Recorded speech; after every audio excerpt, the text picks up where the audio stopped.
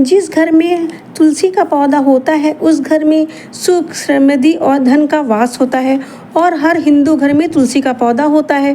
और अगर नहीं है तो इसे अवश्य लगाना चाहिए। इसको लगाने से जीवन में तुरंत बदलाव आने लगता है। आपका जीवन सरल और सुखमय हो जाता है। और समय समय पर तुलसी की मंजरी हटाते रहना चाहिए, क्योंकि कहा जाता है कि तुलसी की मंजरी में लक्ष्मी जी का वास होता है और उनके सिर का भार हल्का होता है। इसकी पौराणिक कथा इस प्रकार है। एक बार माँ लक्ष्मी, माँ सरस्वती और माँ गंगा में आपस में बहस छिड़ जाती है। और ये बहस इतना विकराल रूप ले लेती है कि तीनों एक दूसरे को शाप देती हैं।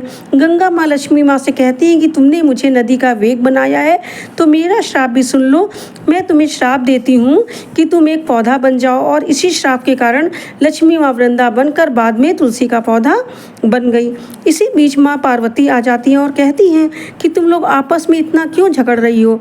तो गंगा माँ कहती है कि लक्ष्मी ने मेरा मजाक बनाया है, इसलिए मैंने उसे पौधा बनने का श्राप दिया है। तो माँ पार्वती उन दोनों को समझाते हुए कहती हैं, तुम्हारी इस श्राप के कारण माँ लक्ष्मी को कितना कष्ट होगा तुम्हें पता है, क्योंकि पेड़ पौधे वृक्षों की करीब 20 लाख योनियाँ होती हैं और माँ लक्ष्मी को पेड़ पौधे और वृक्ष के रूप में 20 लाख योनियों तक रहना पड़ेगा।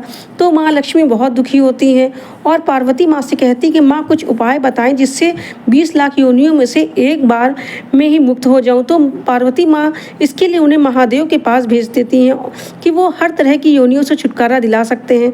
तो महादेव जी बताते हैं कि जब लक्ष्मी माँ तुलसी के पौधे के रूप में प्रकट हो गई तो द्वादशी के दिन तुलसी के पौधे की मंजरी को तोड़कर शालिग्राम पर चढ़ा दें तो माँ के सिर का भार कम होता जाएगा और उनको पौधों की योनि से मुक्ति मिल जाएगी। और जो ऐसा करते हैं माँ लक्ष्मी उनको धन संपत्ति, सुख संपत्ति, ऐश्वर्य से भर देती हैं। इस प्रकार तुलसी की मंजरी को मंगलवार और इतवार को छोड़ के जरूर हटा देना चाहिए। और इसी तरह की पौराणिक कथाओं को सुनने के लिए मेरे चैनल को सब्सक्राइब अवश्य करें। आपका बहुत बहुत धन्यवाद।